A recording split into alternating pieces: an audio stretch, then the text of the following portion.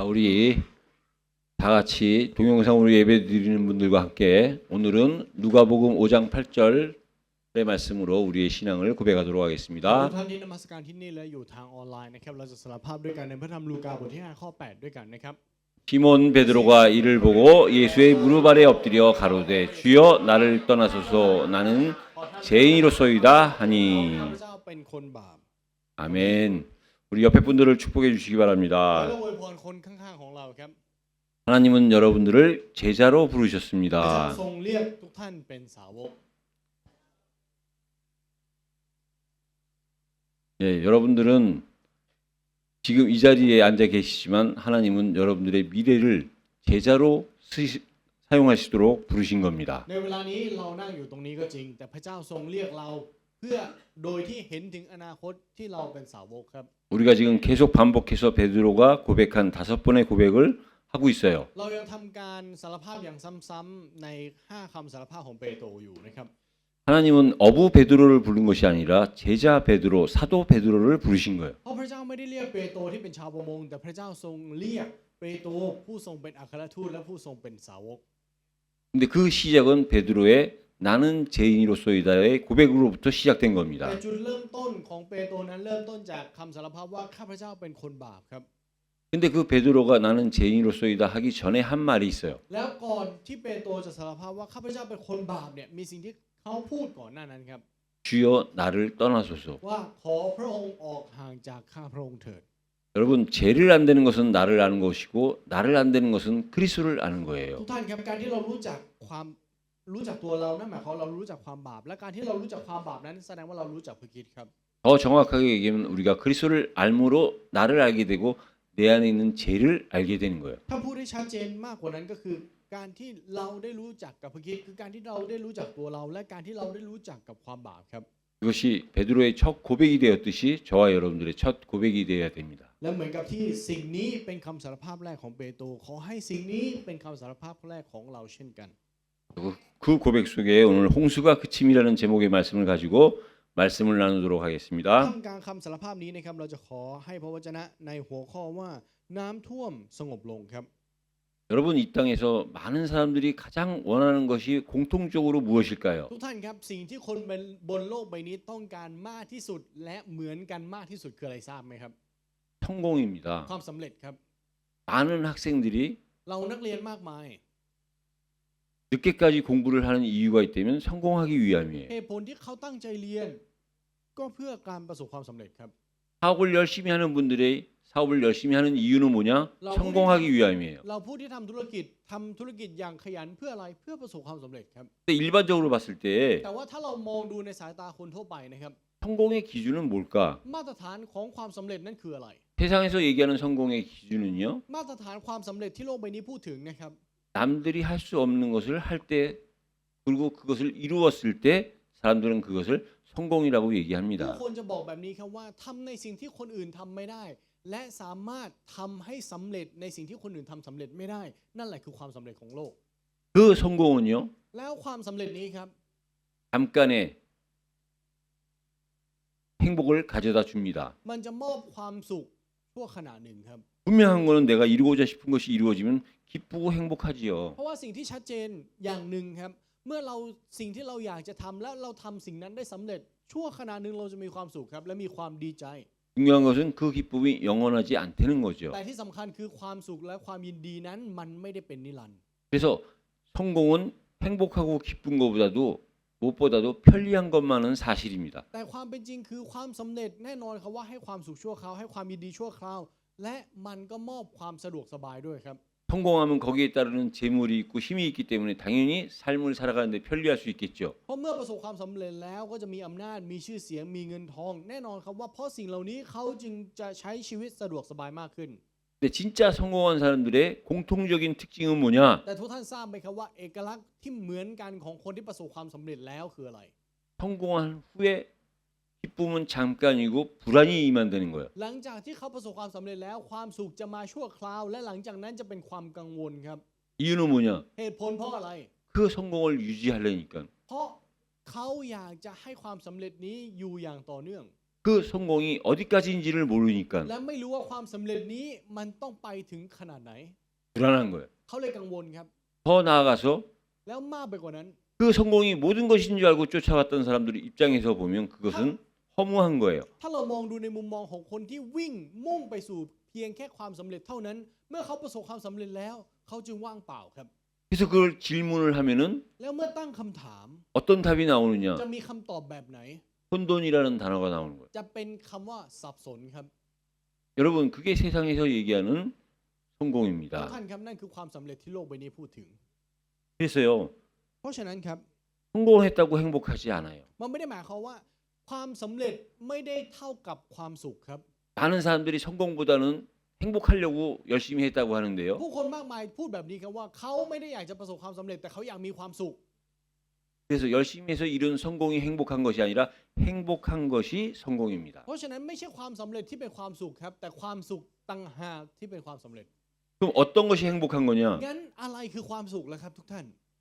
소유냐, 존재이냐예요. คือการถือครองหรือตัวตนครับ 내가 종교 속에 있다면 그것은 소유가 마치 나를 행복한 것처럼 믿고 있는 겁니다. ถ้าเราอยู่ในศาสนาเราก็จะรู้สึกว่าสิ่งที่เราถือครองมันจะทำให้เรารู้สึกเหมือนว่าเรามีความสุข 내 행복이 나의 존재로부터 시작된다면 그것은 복음이에요. แต่กลับกันเมื่อความสุขของเราเริ่มต้นมาจากตัวตนนั่นแหละครับคือข่าวประเสริฐ 그 존재는 다른 말로 하면 관계입니다. ตัวตนนะครับถ้าเราพูดเป็นอีกความหมายหนึ่งนั่นคือความสัมพันธ์ครับ 종교나 세상에서는요 소유가 복이라니까요. คนบนโลกใบนี้หรือศาสนาบอกว่าการถือครองคือความสุข 그래서 뭔가가 자기만의 대상을 가지고 그 대상을 섬기는 เพ 거예요. ราะฉะนั้นเขาจึงตามหาบางสิ่งบางอย่างเป้าหมายบางอย่าง และเขาก็ปฏิบัติสิ่งเหล่านั้น 그냥 섬기는 관계지 존재도 없고 관계도 없어요. มันเป็นแค่การปฏิบัติครับมันไม่มีทั้งตัวตนและไม่มีทั้งความสัมพันธ์ในนั้น 근데 복음은 뭐냐? แต่ข่าวประเสริฐล่ะครับคืออะไร 하나님이 전에 나의 존재를 바꿔준 거예요. พระเจ้าทรงเปลี่ยนตัวตนของเราที่ไม่เคยมีกลายเป็นมีตัวตนอยู่ 죄인에서 의인으로. จากคนบาปมาสู่คนชอบธรรม 전에는 사단의 자녀였었는데 하나님의 자녀로. ก่อนหน้านี้เป็นลูกของมารในตอนนี้เป็นลูกของพระเจ้า 전에는 지옥 가는 수준이었는데 이제는 천국 갈 수 있는 수준으로. ก่อนหน้านั้นอยู่ในระดับที่ต้องลงนรกแน่นอน แต่ตอนนี้อยู่ในระดับที่จะไปแผ่นดินสวรรค์ 나의 존재를 변화시켜 준 거예요. พระองค์ทรงเปลี่ยนแปลงตัวตนของเราครับ 그 존재의 변화가 어디서 오는 거냐? 관계에서 오는 거예요. และการเปลี่ยนแปลงหรือคำว่าตัวตนนั้นมาจากอะไรมาจากความสัมพันธ์ครับ 우리가 하나님을 섬긴 것이 아니라 하나님이 우리를 그리스도를 통해서 먼저 우리를 섬겨 주신 거예요. ไม่ใช่เราที่ปฏิบัติพระเจ้าก่อน แต่พระเจ้าทรงประทานพระคิดมาให้เราเพื่อปฏิบัติเราก่อน 마가복음 10장 45절에는요. ในพระธรรมมาระโกบทที่10ข้อที่45นะครับ 그가 섬김을 받으려고 온 것이 아니라 พระองค์บอกว่าพระองค์บุตรมนุษย์ไม่ได้มาเพื่อรับการปฏิบัติ 섬기려 오셨고 แต่มาเพื่อปฏิบัติ 그래서 그 증거로 우리의 대속물로 오신 거예요. และหลักฐานนั้นก็คือการที่พระองค์มาเป็นเครื่องบูชา 진짜 여러분 성공이 무엇인지는 오늘 말씀을 통해서 확인하시기 เพราะฉะนั้น 바랍니다. วันนี้ขอให้ทุกท่านยืนยันจริงๆครับว่าความสำเร็จคืออะไร 그래서 그 성공에 있어서 가장 중요하게 볼 수 있는 것이 뭐냐면요. แล้วในความสำเร็จนี้สิ่งหนึ่งที่สำคัญมากคืออะไรทราบไหมครับ 판단하는 겁니다. คือการตัดสินครับ 우리는 이 하루 아침 시작하면서부터 뭘 해야 되느냐? 판단을 해야 되는 존재예요. เราเป็นตัวตนแบบไหนเป็นตัวตนที่ลืมตาตื่นขึ้นมาปุ๊บเราก็ต้องตัดสินใจแล้ว 오늘 주일이다. ว่าวันนี้วันอาทิตย์ 오늘만큼은 좀 일찍 준비를 해야 되겠다. วันนี้เราต้องเตรียมตั้งแต่เช้า 너무 일찍 일어나면 แล้วพอตื่นเช้าเกินไป 일찍 일어나 보니까 또 졸려요. ก็จะง่วงอีก 그럼 그걸 놓고 판단하는 겁니다. แล้วเราก็จะนั่งตัดสินใจครับ 일어났으니까 빨리 준비할까 아니면 좀 더 잘까? ว่าไหนๆเราก็ลืมตาตื่นขึ้นมาแล้วลุกเลยดีไหมหรือนอนต่ออีกสักหน่อยหนึ่งดี 우리의 시작은 판단으로부터 하루가 시작되는 จุ 거예요. ดเริ่มต้นเราของหนึ่งวันของเราเริ่มต้นจากการตัดสินใจครับ 근데 여러분들이 스스로 한번 생각해 보시기 แต่ทุกท่าน 바랍니다. ลองคิดดูนะครับ 여러분은 무엇을 판단할 때 보고 판단하는 게 맞습니까? 듣고 판단하는 게 ใน 맞습니까? การตัดสินใจของเรานั้น ต้องเห็นก่อนและตัดสินใจถึงจะถูก หรือได้ยินก่อนและตัดสินใจถึงจะถูกครับ 여러분 보는 것도 중요한데요. ทุกท่านครับการที่เราได้ยินสำคัญครับ 듣는 것이 여러분들의 믿음이 돼야 되고 듣는 것이 여러분들의 우선이 돼야 되고 시작이 돼야 돼요. ขออภัยครับ การตัดสินใจของเรา การมองก็สำคัญครับแต่มากไปกว่านั้นการที่เราได้ยินและให้การที่เราได้ยินนั้นเป็นความเชื่อ และจากความเชื่อนั้นกลายเป็นความมั่นใจสิ่งนี้สำคัญมากกว่าครับ 여러분 진짜 문제의 시작이 어디서부터 시작되는 줄 아십니까? ทุกท่านครับทราบไหมครับว่าปัญหามันเกิดขึ้นตั้งแต่ตอนไหน 성경에서 말씀하고 있어요. พระคัมภีร์ตรัดแก่เราอยู่ครับ 듣지 않고 보는 것이 보면서 판단하는 것이 문제예요. ปัญหาคือไม่ฟังและตัดสินใจจากสิ่งที่ตามองเห็นเท่านั้น 여러분 최초의 이 땅의 문제의 사건이 뭡니까? 선악과 사건이에요. ทุกท่านครับเหตุการณ์แรกที่เกิดขึ้นบนโลกใบนี้คือผลแห่งการรู้ดีรู้ชั่วถูกไหมครับ 아담으로부터 하하가 하나님의 말씀을 전해 들었어요. เอวาได้รับพระวจนะคำของพระเจ้าโดยผ่านอาดัม 선악과를 따먹는 날에는 정령 죽으리라. ว่าเมื่อเจ้ากินผลแห่งการรู้ดีรู้ชั่วเจ้าจะต้องตายแน่ 듣는 것이 먼저였어요. เขาได้ยินก่อนนะครับ 그리고 선악과를 봤어요. และหลังจากนั้นเขาก็มองเห็นต้นแห่งการรู้ดีรู้ชั่ว 제대로 들었다면 ถ้าเขาได้ยินชัดเจน 날마다 그 말씀을 기억했다면 แล้วถ้าในทุกๆวันเขาระลึกถึงพระวจนะที่เขาได้ยินมา 그 보는 선악과를 보면서 판단을 잘못하지 않았겠지요. เขาก็คงไม่ผิดพลาดในการตัดสินใจหลังจากที่เขามองเห็นต้นแห่งการรู้ดีรู้ชั่วนั้น 네, 들은 것이 확실치 못했고 แต่กลับกันครับสิ่งที่เขาได้ยินมันไม่ชัดเจน 그게 믿음으로 확실치게 못했고 และเพราะสิ่งที่เขาได้ยินนั้นมันไม่ได้กลายเป็นความเชื่อของเขา 그 사실을 기억을 놓쳤기 때문에 선악과를 따먹은 거예요. และสูญเสียการจดจำถึงสิ่งที่ควรจดจำเขาก็เลยได้ตัดสินใจกินผลรู้ดีรู้ชั่วครับ 그게 이 땅의 원죄의 시작입니다. นั่นคือจุดเริ่มต้นของบาปดั้งเดิมบนแผ่นดินนี้ 하와만 그랬나요? แล้วมีแค่เอวาไหมครับที่เป็นแบบนั้น 사라도 마찬가지죠. นางซาราก็เช่นเดียวกันครับ 하나님이 사라에게 찾아오셔서 พระเจ้าทรงมาหานางซารา 아브라함과 함께 네 자식을 통해서 하나님이 언약을 이루어 가시겠다고 말씀하셨어요. และบอกกับทั้งอับราฮัมและซาราในเวลาเดียวกันว่า เราจะให้พันธสัญญาของเราสำเร็จโดยผ่านลูกหลานของเจ้า 하나님은 분명히 พระ 말씀하셨어요. เจ้าบอกชัดเจนนะครับ 누가 말씀하셨냐? ใครเป็นคนตรัส 전능하신 하나님이 พระเจ้าผู้ทรงมหิทธิฤทธิ์ตรัสครับ 여호와 언약의 하나님이 พระ 말씀하셨어요. เจ้าพระยาเวห์แห่งพันธสัญญาได้ตรัสกับพวก 그 เขา 말씀을 기억했다면 แต่ถ้าสมมติว่าเขาจดจำพระวจนะนี้ได้จริง 진짜 믿었다면 ๆ และถ้าเขาเชื่อจริง 기다려야 되겠죠. ๆ เขาก็คงจะรอครับ 근데 그 듣는 것이 แต่ว่าสิ่งที่เขาได้ยินนั้น 들은 것이 믿음으로 바뀌지 않았어요. มันไม่ได้ถูกเปลี่ยนไปเป็นความเชื่อครับ 그걸 기억하지 못했어요. และเขาไม่ได้ระลึกถึงสิ่งนั้น 결국은 사라가 불순종했어요. แล้วผลลัพธ์ที่เกิดขึ้นคือนางซาราไม่เชื่อฟังครับ 자기 여종 하가를 자기 남편에게 주었고 결국은 이스마엘을 낳았어요. เอาฮากาที่เป็นคนรับใช้ของเขาให้กับอับราฮัมและเกิดมาเป็นอิชมาเอลครับ 들은 것을 기억하지 않고 เขาไม่จดจำในสิ่งที่เขาได้ยิน 들은 것이 믿음이 되지 않았기에 และเพราะสิ่งที่ได้ยินนั้นกลับไม่เป็นความเชื่อ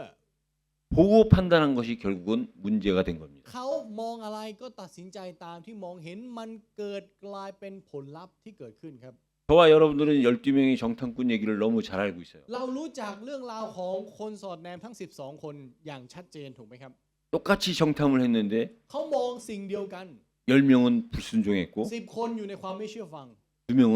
거기서 믿음을 확인했어요. อีก 2 คนเขายืนยันความเชื่อในสิ่งที่เขามองเห็นครับ 그래서 우리는 그 2명을 볼 때 야, 역시 대단하다. แล้วเราก็จะมองว่าโอ้สองคนนี้เขาสุดยอดมาก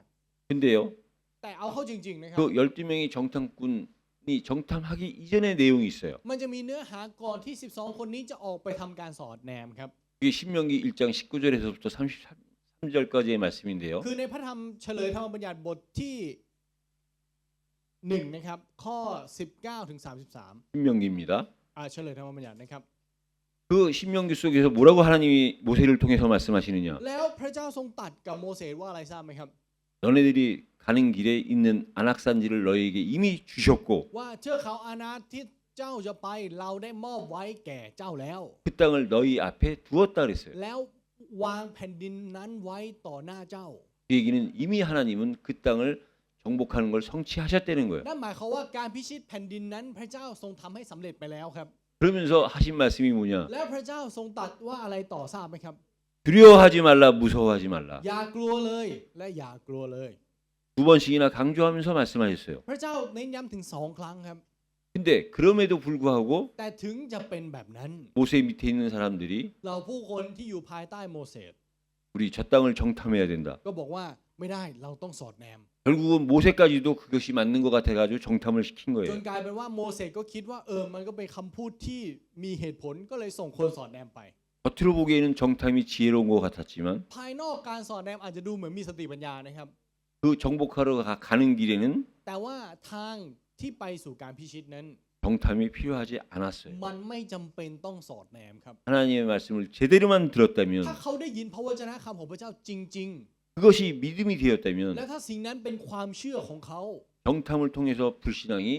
할 이유가 없었던 มั 거예요. นก็จะไม่มีเหตุผลที่จะต้องส่งคนสอดแนม และถึงจะสอดแนมไปก็จะไม่มีเหตุผลที่จะไม่เชื่อครับ 그럼에도 불구하고 결국은 하나님은 합력해서 선을 แต่ 이루셨지만 ถึงจะเป็นแบบนั้นพระเจ้าก็ทรงนำการงานทุกอย่างเข้าสู่การก่อผลดี 하나님이 원하시는 것은 뭐냐? แต่สิ่งที่พระเจ้าต้องการจริง ๆ คืออะไร 하나님이 하시는 말씀을 듣는 거예요. คือการฟังพระวจนะคำที่พระเจ้าตรัสครับ 기억하는 และ 거예요. คือการจดจำและระลึกถึงครับ 그게 나의 믿음으로 변하는 และให้ 거예요. สิ่งนั้นถูกเปลี่ยนมาเป็นความเชื่อของเรา 여러분이 그것은요 비단 하와한테만 사라한테만 정탐꾼에게만 이스라엘에게만 하신 말씀이 ทุก 아니에요. ท่านครับพระวจนะเหล่านี้พระเจ้าไม่ได้ตัดแค่กับเอวากับแค่ซาราหรือกับแค่ผู้สอนแนม12 คนหรือกับแค่อิสราเอลเท่านั้น 우리는요 하나님의 말씀 속에서 메시지를 발견해야 돼요. เราต้องค้นพบเมสเสจที่พระเจ้ามอบให้ท่ามกลางพระวจนะของพระเจ้า 하나님의 사람들은요 우리 주변의 사람들을 통해서 주는 대화 속에서도 우리는 메시지를 발견해야 돼요. คนของพระเจ้านะครับจำเป็นและต้องสามารถค้นพบเมสเสจที่พระเจ้ามอบให้ท่ามกลางบทสนทนาของคนรอบข้างเราด้วย 그것은 우리 일상 속에서 여러분들이 충분히 확인할 수 있어요. และสิ่งเหล่านี้เราสามารถยืนยันได้อย่างเหลือเฟือในการดำเนินชีวิตของเราครับ 여러분들이 지금 하고 있는 습관이 있다? ถ้าเรามีนิสัยที่เราทำอยู่ในทุกๆวัน 여러분이 하고 있는 행동이 있다? หรือมีการกระทำที่เราทำอยู่ในทุกๆวัน 특별히 여러분들이 운동 같은 걸 지금 하고 있다? ยกตัวอย่างเช่นตอนนี้เรากำลังออกกำลังกายอะไรเป็นประจำอยู่ 그 얘기는요 นั่นหมายความว่าอะไรทราบไหมครับ 그 하고 있는 그 내용이 여러분들한테 메시지가 된 거예요. เนื้อหาที่เราทำอยู่นั้นมันเป็นเมสเสจของเราไปแล้วครับ 예를 들어서 제가 말씀을 드릴까요? ยกตัวอย่างนะครับยกตัวอย่าง 제가 언젠가 한번 말씀을 드린 적이 있어요. มันมีครั้งหนึ่งที่อาจารย์เคยพูดแบบนี้ครับ 짧은 시간에 우리가 운동이 필요한데 운동할 수 있는 게 있다. ว่ามันมีการออกกำลังกายที่จำเป็นและเราสามารถทำได้ในเวลาสั้น 우리가 목을 돌려서 뒤를 바라보는 것과 ๆ คือการหันหัวของเราไปข้างหลังและมองไปที่ข้างหลัง 목을 들어서 하늘을 보는 거. และมองไปที่ข้างบนฟ้า 이 목 운동이 굉장히 중요하다. ออกกำลังกายคอเนี่ยสำคัญมาก 운동하는 것뿐만이 아니라 และไม่ใช่แค่ออกกำลังกาย 뒤를 돌아보면서 운동하면서 우리의 과거를 돌아보고 และออกกำลังกายไปด้วยแล้วมองไปที่อดีตของเรา 그래서 겸손해지고 เราจึงถ่อมตัวได้ 그리고 위를 바라보면서 목 운동하면서 ออกกำลังกายมองเงยขึ้นไปบนฟ้า 하늘을 향해 우리가 담대하게 바라보면서 가야 된다. และมองไปบนฟ้าด้วยความกล้าหาญและก้าวเท้าต่อไปด้วยความหนักแน่น 운동도 하고 메시지도 하고. ทั้งออกกำลังกายด้วยแล้วก็มีเมสเสจด้วย 그래서요, 여러분 이게 되는 얘기는 그게 메시지가 된 거예요. และการที่เราทำสิ่งนี้ประจำนั่นหมายความว่านั่นน่ะมันกลายเป็นเมสเสจของเราแล้ว 분명히 나한테 봤을 때 좋은 건데 เพราะว่ามันเป็นสิ่งที่ดีสำหรับเรา 안 하는 이유가 있다면 แต่เหตุผลที่เรายังไม่ทำอยู่ 들었는데 그게 메시지가 안 된 거예요. เพราะเราฟังแต่มันไม่เป็นเมสเสจของเราครับ 근데 그걸 하고 있다? แต่ถ้าเราทำอยู่ 그게 메시지가 된 แส 겁니다. ดงว่าสิ่งนั้นเป็นเมสเสจของเราแล้ว 아직 100% 이해가 안 된 것 같아서 하나만 더 말씀을 เหมื 드릴게요. อนกับทุกท่านอาจจะไม่เข้าใจ 100% เดี๋ยวขอยกตัวอย่างอีกอย่างหนึ่งครับ 제 개인적인 얘기를 해서 ขอ 죄송합니다. โทษนะครับที่ต้องพูดเรื่องเอาเรื่องส่วนตัวมาพูด 제가 한 4개월 동안 안 했던 걸 해요. ตลอด4 เดือนที่ผ่านมานะครับอาจารย์เริ่มทำในสิ่งที่อาจารย์ไม่เคยทำ 그게 뭐냐 누워서 코어 운동하는 거예요. คือการออกกำลังกายแกนกลางลำตัวนะครับ 어느 날 지금 이 자리에 없으니까요. 우리 조카 현우가 저한테 얘기를 하더라고요. หลานที่ฮยอนอูนะครับได้มาบอกอาจารย์แบบนี้ 이제 나이도 들었으니까 운동해야 된다고. ว่าเนี่ยอายุก็เยอะแล้วต้องออกกำลังกาย 그러면서 뭘 해야 되냐? 코어 운동을 해야 แล้วบอก 된다고. ว่าให้ออกกำลังกายอะไรออกกำลังกายตรงคอครับที่เป็นแกนกลางลำตัว 그거 듣고 지금까지 지속해서 거의 4개월 넘었어요. แล้วจนถึงตอนนี้อาจารย์ก็ทำทุกวันมา4 เดือนแล้ว 그게 뭐냐? มันหมายความว่าอะไร 그 얘기가 메시지가 된 거예요. ว่าเรื่องราวเหล่านี้เนี่ยมันกลายเป็นเมสเสจของเรา 지금 제가 하고 있는 습관적으로 하고 있는 걸 보면요. ถ้าดูถึงสิ่งที่เราทำโดยอุปนิสัยของเรานะครับ 제가 한 게 하나도 없어요. 누군가가 저에게 하라고 얘기를 해준 จ 거지요. ริงๆมันไม่ได้มีสักอย่างหนึ่งเลยที่เราเริ่มด้วยตัวเอง แต่มีคนบอกเราเลยเริ่ม 하는 이유가 있다면 뭐냐? 그게 나에게 메시지가 된 거예요. และเหตุผลที่เราทำเพราะอะไรเพราะสิ่งนั้นมันเป็นเมสเสจของเราแล้ว 어떤 경우는 나한테 그 말을 전해주고 나는 하고 있는데 나에게 그 말을 해준 사람은 안 하고 있어요. มันจะมีเหตุการณ์แบบนี้ด้วยครับ คนบอกให้เราทำและเราก็ทำแต่พอเราทำเขาไม่ทำแล้วก็มี 여러분 우리가 살면서 메시지가 중요한 거예요. ทุกท่านครับในการใช้ชีวิตของเราเมสเสจสำคัญมากครับ 하나님은 우리에게 말씀하시는데 메시지를 여러분들이 붙잡는 거예요. พระเจ้าให้พระวจนะกับเราและเรายึดจับเมสเสจนั้น 그게 뭐냐? 곧 다른 말로 하면 그게 은혜예요. แล้วสิ่งนั้นเมสเสจนี้พูดเป็นอีกคำหนึ่งคือคำว่าพระคุณครับ 그 은혜로 말미암아 내가 하지 못하던 것을 안 되던 것을 하는 겁니다. โดยผ่านพระคุณนั้นเราสามารถทำในสิ่งที่เราไม่อาจทำได้ และสามารถทำในสิ่งที่เราไม่สามารถทำได้ 여러분 성공이 무엇인지를 알아야 เพ 돼요. ราะฉะนั้นขอให้ทุกท่านเข้าใจอย่างชัดเจนในเรื่องของความสำเร็จครับ 그 성공을 하는 데 있어서 중요한 것이 판단하는 거예요. แล้วในความสำเร็จนั้นสิ่งที่สำคัญคือการตัดสินใจครับ 그럼 그렇게 됐을 때 여러분들이 마지막으로 그럼 나는 누구인가? แล้วในตอนท้ายเราก็ต้องตั้งคำถามเขาว่าแล้วฉันคือใคร 그 얘기는 뭐냐? นั่นมันหมายความว่าอะไรทราบไหมครับ 여러분 성공은 결국은 행복을 얘기하는 ทุก 거예요. ท่านครับความสำเร็จนั้นก็เพื่อความสุข 판단은 결국은 우린 날마다 선택하면서 살아야 된다는 거예요. การตัดสินใจนั้นนั่นหมายความการตัดสินใจนั้นนั่นหมายความว่าในทุกๆวันของเราต้องเลือก 그럼에 있어서 내가 가장 중요한데 나는 누구인가? งั้นในท่ามกลางสิ่งเหล่านี้เราสำคัญที่สุดและเราเป็นใคร 그 나는 누구인가 했을 때 그 내용은 뭐냐? แล้วในตอนที่เราพูดว่าเราเป็นใครนั้นแล้วเนื้อหาคืออะไรล่ะครับ 내 안에 무엇이 있느냐가 나예요. คืออะไรอยู่ในชั้นต่างหากครับนั่นแหละคือตัวเรา 우리 안에 무엇이 있습니까? ในเรามีอะไรครับ 공통적으로 있다면 뭐가 있느냐? ถ้าเอาสิ่งที่เหมือนกันนะครับมนุษย์ทุกคนเหมือนกันมีอะไรครับ 우리한테는 악이 숨겨져 ใน 있어요. เรามีความชั่วร้ายอยู่ครับ 아담 하와의 선악과 사건 이후에 우리 모든 인간의 안에는 뭐가 숨겨져 있느냐? 악이 숨겨져 있어요. หลังจากเหตุการณ์ผลแห่งการรู้ดีรู้ชั่วของอาดัมและเอวามนุษย์ทุกคนภายในมนุษย์ทุกคนนั้นมีอะไรซ่อนอยู่มีความชั่วซ่อนอยู่ครับ 왜냐? 아담 이후로 모든 사람들이 그 아담의 후손으로 태어난 사람들은 선은 희미해지고 악이 강해진 거예요. เพราะว่าอะไรครับเพราะหลังจากอาดัมและเอวาลูกหลานทั้งหมดที่เกิดมาในความดีเขาเลือนลางแต่ในความชั่วเขาเชี่ยวชาญครับ 그 악만 있는 게 아니에요. แล้วไม่ได้มีเพียงแค่ความชั่วเท่านั้นนะครับ 그 악이라고 할 수 있는 죄가 우리 안에 있어요. ยังมีความบาปที่อยู่ในความชั่วนั้นอีก 그 내용이 뭐냐? แล้วเนื้อหาของความบาปนั้นคืออะไรครับ 우리 안에 거짓이 있는 คือ 거예요. การหลอกลวงที่อยู่ในเราครับ 그건 누가 가르쳐 준 것도 아니에요. มีใครสอนเราไหมครับ 누가 악을 가지라고 가르쳐 준 적도 없고 거짓하라고 가르쳐 준 적도 없는 거예요. ไม่มีใครสอนและไม่มีใครอยากจะสอนเรื่องของการหลอกลวงด้วยซ้ำ 그냥 자동적으로 물려받은 거예요. แต่มันรับมาอัตโนมัติครับ 그 악과 죄가 합쳐가지고 뭐가 남아 있느냐? และเมื่อความชั่วกับความบาปนี้รวมกันกลายเป็นอะไรทราบไหมครับ 그게 다른 말로 하면 우리가 아무것도 할 수 없는 무능이에요. คือไร้ความสามารถที่ไม่สามารถทำอะไรได้เลยครับ 우리가 아무리 열심히 하고 아무리 잘한다고 하고 성공했다고 해도 ไม่ว่าเราจะดิ้นรนแค่ไหนพยายามแค่ไหนและประสบความสำเร็จยิ่งใหญ่ขนาดไหนก็ตาม 우리 안에 여전히 악이 있고 죄가 있고 거짓이 있고 무능이 있으면요, 그건 무능한 거예요. ถ้าในเรายังคงมีความชั่วร้ายมีการหลอกลวงมีความโกหกมีความบาปอยู่นั่นแหละครับไร้ความสามารถ 무능 위에 성공을 쌓으면 무능인 겁니다. งั้นลากแกนที่เราสร้างขึ้นแกนที่มีอยู่คือการไร้ความสามารถแล้วเราสร้างตึกสูงแค่ไหนท้ายที่สุดมันก็ไร้ความสามารถอยู่ดีครับ 이 말씀을 서론으로 근거로 해서 오늘 본문을 말씀드리면요. แล้วอันนี้คือบทนำที่ผ่านมานะครับแล้วเราจะเอาพระวจนะในบทนำนี้มาดูในเนื้อหาหลักในวันนี้ครับ 결국 오늘 본문의 핵심은 그겁니다. เนื้อหาหลักสำคัญในวันนี้คือเรื่องนี้ครับ 우리가 지난주 계속 방주에 대해서 말씀을 สัปดา 나눴어요. ห์ที่แล้วและ2 สัปดาห์ที่แล้วเราก็พูดแต่เรื่องของเรือ 방주를 만들려는 비밀이 뭐냐 ว่า 이겁니다. ความล้ำลึกที่ให้สร้างเรือนั้นคืออะไร 왜 하나님께서 방주를 만들라고 그러셨죠? ทำไมพระเจ้าถึงบอกให้สร้างเรือครับ 그걸 그 방주를 하나님이 설계하시고 하나님이 다 지시하셨는데 그걸 하나님의 방주라고 그러지 않고 노아의 방주라고 얘기를 ทุก 합니다. ท่านครับเรือนี้ใครเป็นคนวางแผนใครเป็นคนออกแบบครับและใครเป็นคนสั่งให้สร้างก็พระเจ้าหมดครับแต่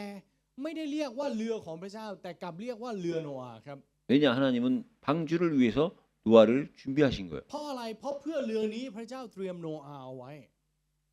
노아가 은혜를 통해서 하나님을 믿게 된 거예요. หรือก็คือพระเจ้าโนอาห์นั้นได้เชื่อพระเจ้าโดยผ่านพระคุณ 그 믿음이 이제 하나님이 노아를 믿는 믿음이 된 거야. และความเชื่อนั้นถูกเปลี่ยนเป็นความเชื่อใจของพระเจ้าที่มีต่อโนอาห์ 시작은 하나님의 은혜로 노아가 하나님을 จุด 믿었지만 เริ่มต้นคือพระเจ้าทรงมอบพระคุณให้กับโนอาห์และโนอาห์เชื่อพระเจ้า 어떻게 해서 노아의 방주가 생겼느냐? แต่ทำไมมันถึงถูกกลายเป็นเรือโนอาห์ครับ 하나님이 노아를 믿어 주신 คือ 거예요. พระเจ้าทรงเชื่อใจโนอาห์ 그래서 저와 여러분들은요. เพราะฉะนั้นสำหรับเราแล้วนะครับ 우리가 하나님을 믿는 건 너무나 당연한 거예요. การที่เราเชื่อพระเจ้ามันเป็นสิ่งที่แน่นอนมากครับ 이제는 하나님이 우리를 믿어 주실 수 있게끔 우리의 믿음을 계속 지속해서 드리는 거예요. เพราะฉะนั้นสำหรับเราแล้วเราจึงต้องถวายความเชื่อของเราอย่างต่อเนื่องต่อพระเจ้า เพื่อให้พระเจ้าทรงเชื่อใจเรากลับด้วยเช่นกัน 근데 왜 하나님이 이 방주를 만들라고 하셨습니까? งั้นทำไมพระเจ้าถึงให้เราสร้างพระเจ้าถึงให้สร้างเรือครับ 홍수 때문이에요. เพราะน้ำท่วมครับ 홍수가 없다면 ถ้าไม่มีน้ำท่วม 방주를 만들 이유가 없어요. ก็ไม่มีเหตุผลที่จะต้องสร้างเรือครับ 하나님은 홍수를 주시기 위해서 방주를 만든 거예요. และเพื่อที่จะให้น้ำท่วมพระเจ้าจึงให้โนอาห์สร้างเรือครับ 그 얘기는요. นั่นหมายความว่า 다시 한번 말씀드리지만 구원과 심판이에요. พูดอีกครั้งหนึ่งนะครับนั่นคือความรอดและการพิพากษาครับ 심판이 없다? ถ้าไม่มีการพิพากษา 구원의 가치가 없는 ก็จะ 거지요. ไม่มีคุณค่าของความรอดครับ 만약에 심판이 없다면 ถ้าสมมุติว่าไม่มีการพิพากษา 이 땅에 구원만 있다면 แล้วในโลกใบนี้มีแค่ความรอด 그게 말이 됩니까? มันเป็นไปได้ไหมครับ 심판이 없는 구원이 있다면요? ถ้ามีความรอดที่ไม่มีการพิพากษา 제가 봤을 때 여러분들은 바보예요. ถ้าเป็นแบบนั้นเราที่นั่งอยู่ตรงนี้คือคนโง่ครับ 저는 그 바보들한테 말씀을 전하는 바보 중에 แล้ว 바보예요. อาจารย์ก็จะเป็นคนโง่ในบรรดาคนโง่ที่ให้เมสเซจกับคนโง่ครับ 그럼 다시 말하면 이 모임은 바보들의 งั้น 모임이에요. ถ้าเป็นแบบนั้นการรวมตัวกันของเราก็จะเป็นการรวมตัวกันของคนโง่ 우린 절대 바보가 แต่เรา 아니잖아요. ไม่ได้เป็นคนโง่ถูกไหมครับ 심판이 있기 때문에 구원이 필요한 เพราะ 거예요. มีการพิพากษาจึงจำเป็นต้องมีความรอด 하나님이 홍수를 내리시려고 방주를 만드시라고 명령하신 พระเจ้า 거예요. สั่งให้สร้างเรือเพราะพระเจ้าจะพิพากษาด้วยน้ำ 그래서 홍수를 피해 방주 안으로 들어간 그것이 구원이에요. เพราะฉะนั้นการที่หนีจากน้ำท่วมและเข้าไปอยู่ในเรือนนั่นแหละครับคือความรอด 여러분이 이 사실이 진짜 말씀으로 들려지고 믿어지고 여러분들의 믿음이 된다면 และถ้าเราฟังพระวจนะนี้เชื่อได้และมันเป็นกลายเป็นความเชื่อของเราจริง 다른 말로 해서 다른 사람들은 못 알아듣는데 여러분들이 진짜 알아듣고 ๆ ถ้าพูดใหม่นะครับคนอื่นฟังไม่เข้าใจแต่เราเข้าใจจริง 진짜 여러분들이 이 믿음의 구원의 감사가 ๆ 나온다면 และขอบพระคุณในความรอดที่เราได้รับมา 그게 증거로 나타나야 되는 것이 뭐냐? และสิ่งที่จะปรากฏออกมาเป็นหลักฐานต้องเป็นอะไรทราบไหมครับ 이게 내가 성공하려고 공부하는 것이 아니에요. มันจะไม่ใช่ว่าเราเรียนเพื่อความสำเร็จอีกต่อไปครับ 내가 성공하려고 돈 버는 것이 เรา 아니에요. ไม่ได้หาเงินเพื่อประสบความสำเร็จอีกต่อไปครับ 이 구원에 แต่ 감사해서 เพราะเราขอบพระคุณในความรอดที่เราได้รับ 이 구원의 소식을 전하는 자로 살려고 แล้วเพื่อที่จะดำเนินชีวิตเป็นผู้เป่าประกาศความรอดนี้ออกไป 말씀 운동하려고 전도 운동하려고 생명 운동하려고 내가 공부하고 사업하고 일해야 되는 거야. เราเรียนทำงานหาเงินเพื่ออะไรเพื่อการเคลื่อนไหวพระวจนะ เพื่อการเคลื่อนไหวชีวิต และเพื่อการเคลื่อนไหวการประกาศ 그래서 생명 운동은 나를 통해서 자연적으로 이어지는 거지. และการเคลื่อนไหวชีวิตนั้นมันเกิดขึ้นอย่างอัตโนมัติโดยผ่านเรา 그 시작은 하나님의 은혜요. จุดเริ่มต้นนั้นคือพระคุณของพระเจ้า 하나님의 비밀을 알므로 이루어지는 거지. และรู้จักถึงความล้ำลึกของพระเจ้ามันถึงจะเกิดขึ้น 나로부터 시작됐다면 그건 우린 잘못 이해한 거예요. ถ้ามันเริ่มต้นจากเราเองแสดงว่าเราเข้าใจผิดครับ 그래서 여러분 왜 하나님께서 방주를 만들라고 하셨냐? เพราะฉะนั้นทำไมพระเจ้าถึงบอกให้สร้างเรือ 그게 왜 비밀인가 알으셔야 됩니다. แล้วทำไมสิ่งนี้ถึงเป็นความล้ำลึกขอให้เราตระหนักในวันนี้จริงๆครับ 그 방주는 곧 그리스도잖아요. และเรือนั้นบ่งบอกถึงพระคริสต์ 그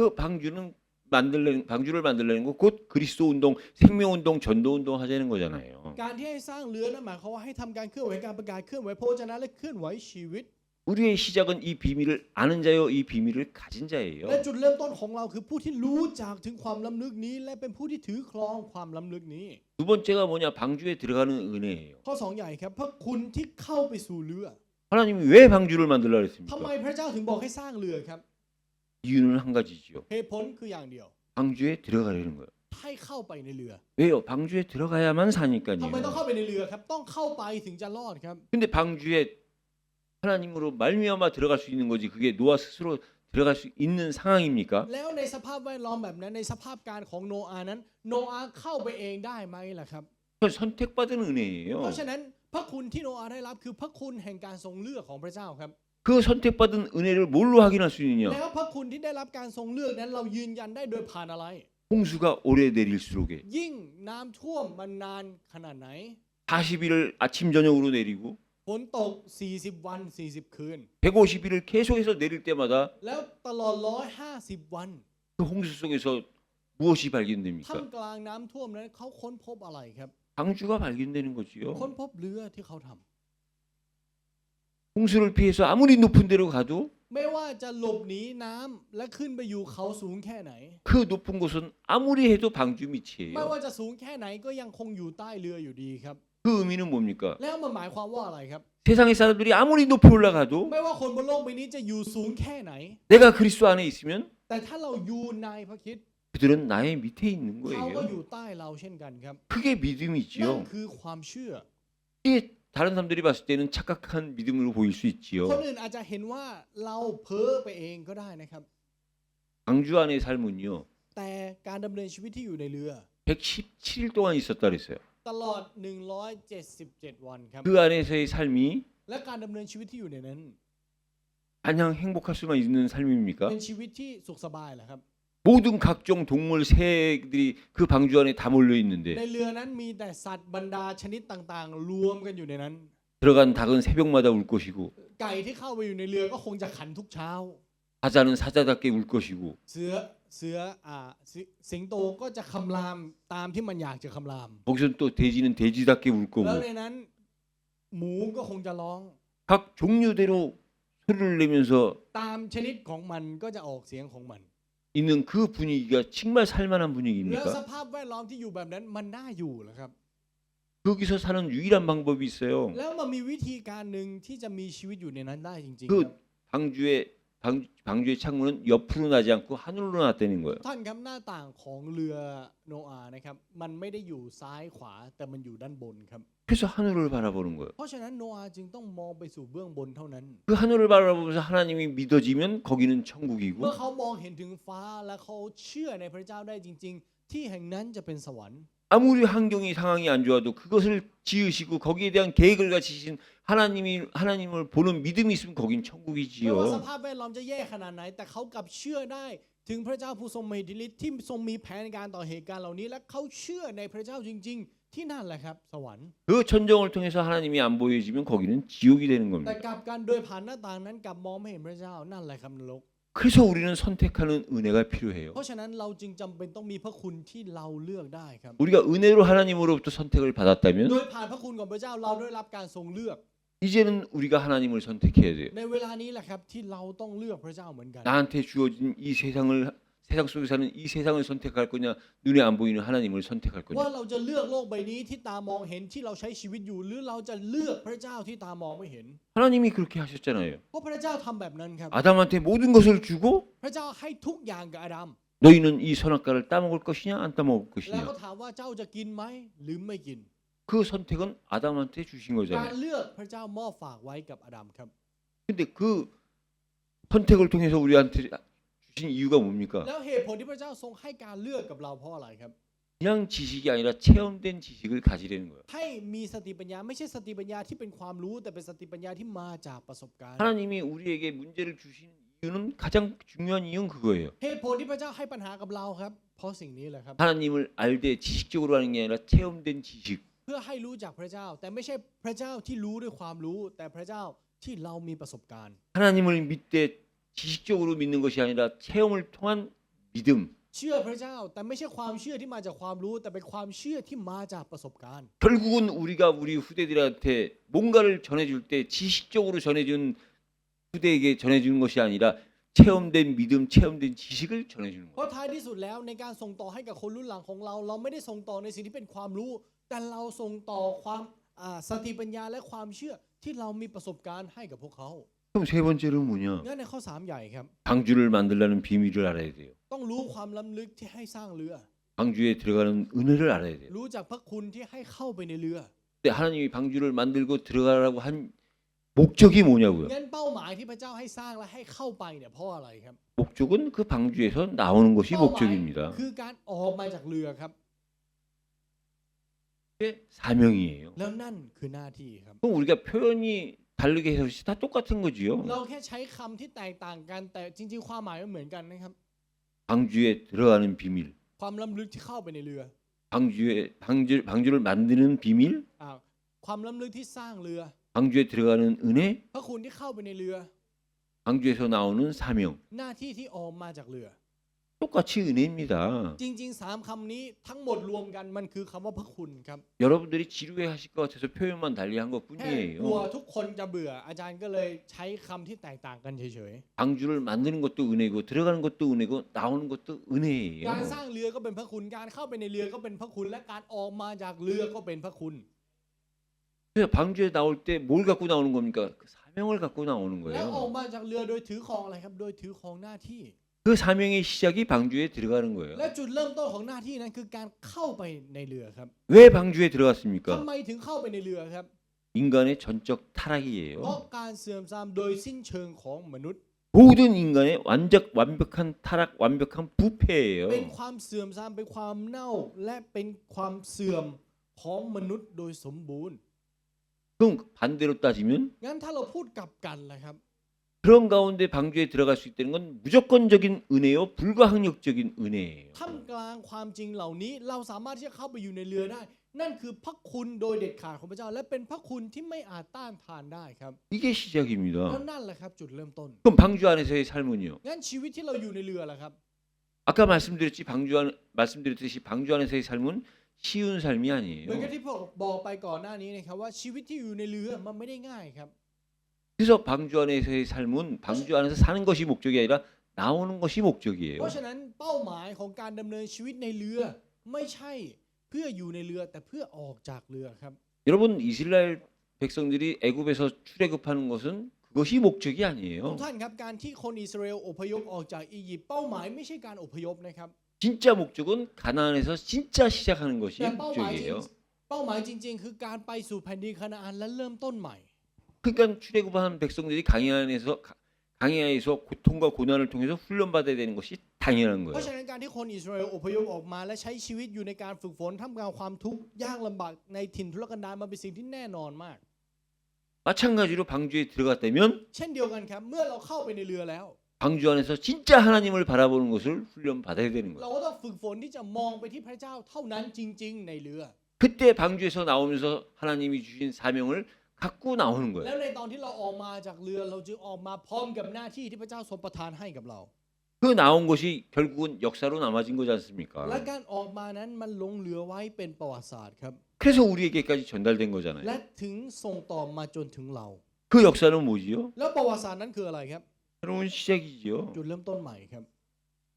과거의 역사가 전달된 거예요. ประวัติศาสตร์ในอดีตยังคงถูกส่งต่อมาจนถึงวันนี้ 그런 것처럼 우리는 우리를 통해서 우리의 후대들에게 전달돼야 되는 거예요. เช่นเดียวกันครับว่าโดยผ่านเรารุ่นหลังของเราก็ต้องได้รับสิ่งเหล่านี้ 그래서 결론적으로 말씀을 เพ 드리면 ราะฉะนั้นสรุปครับ 홍수가 그쳤다는 것이 뭡니까? การที่น้ำท่วมสงบลงนั้นมันหมายความว่าอะไรครับ 홍수가 그쳤다는 것은 มันหมายความว่า 이제 배에서 나올 수 있다는 거예요. มันหมายความว่าเราสามารถออกจากเรือได้แล้ว 배에서 나온다는 것은 홍수가 그쳤다는 กา 거예요. รที่ออกจากเรือนั่นหมายความว่าน้ำท่วมสงบลงแล้ว 그래서 배에서 나왔다? แล้วออกจากเรือแล้ว 들어가는 비밀이 뭔지 안에서 살아야 되는 은혜가 뭔지를 안 사람이 나온 그때 그 사명을 가지고 나온 이것이 이 땅의 참 성공이에요. เราผู้คนที่รู้ถึงความล้ำลึกในการสร้าง และมีพระคุณที่จะดำเนินชีวิตและออกมาโดยหน้าที่ และการออกมาของคนเหล่านี้แหละครับ ถึงจะเป็นความสำเร็จที่แท้จริง 방주의 비밀, 방주의 은혜, 방주의 사명을 알지 못하는 성공은 어떤 성공이냐? ความสำเร็จที่ปราศจากความล้ำลึกปราศจากพระคุณและปราศจากหน้าที่ของเรือนี้คือความสำเร็จแบบไหน 불안과 허무와 혼돈이 합쳐진 성공이에요. เป็นความสำเร็จที่รวมมิตรระหว่างความกังวลความว่างเปล่าและความสับสนครับ 근데 방주의 비밀, 방주의 은혜, 방주의 사명 속에 있는 성공은 어떤 성공이냐? แต่ความสำเร็จที่อยู่ในความล้ำลึกและพระคุณหน้าที่ของเรือคืออะไร 참 성공이에요. คือความสำเร็จแท้ครับ 그래서 저와 여러분들은 เพราะฉะนั้นสำหรับเรานะครับ 이 방주를 기억해야 되는 거예요. ขอให้เราระลึกถึงเรือนี้ไว้ 우리가 그 방주의 역사 속으로 들어가는 거예요. และเราเข้าไปอยู่ในประวัติศาสตร์ของเรือนี้ 그게 저와 여러분들이 배에서 나온 홍수가 그친 것에 대한 이해입니다. นั่นคือการเข้าใจของการออกมาจากเรือหลังจากน้ำท่วมสงบลง 그럼 하나님이 결국은 배에서 나오게 하신 이유는 뭐냐? งั้นเป้าหมายที่พระเจ้าให้ออกจากเรือเพราะอะไรครับ 새롭게 시작하는 거잖아요. เพื่อที่จะเริ่มต้นใหม่ 새롭게 시작하는데 어떻게 시작해야 되느냐? เริ่มต้นใหม่ และการเริ่มต้นใหม่นั้นเริ่มต้นจากอะไร 판단이요, 선택이죠. คือการเลือกและการตัดสินใจครับ 전에는 내가 주인 돼서 판단 내렸고 내가 주인 돼서 선택했는데 ก่อนหน้านี้เราเลือกเราตัดสินใจโดยที่มีเราเป็นเจ้านายชีวิต 이제는 판단의 기준이 แต่ในตอนนี้การมาตรฐานของการตัดสินใจนั้น 하나님의 천지창조 이전 천지창조 시절로 돌아가는 거예요. คือการกลับไปสู่ยุคที่การยุคของการทรงสร้างของพระเจ้าครับ 말씀을 듣는 것부터가 시작이라니까요. เริ่มต้นจากการฟังพระวจนะ 하나님이 이 땅을 창조하실 때 말씀으로 시작하셨어요. พระเจ้าทรงสร้างทุกสิ่งโดยเริ่มต้นจากพระวจนะครับ 하나님이 말씀으로 시작하셨다는 건 การที่พระเจ้าทรงเริ่มต้นด้วยพระวจนะ 다시 말하면 인간의 시작이 뭡니까? นั่นหมายความจุดเริ่มต้นของมนุษย์คืออะไรครับ 듣는 거로부터 เริ่ม 시작이에요. จากการฟังครับ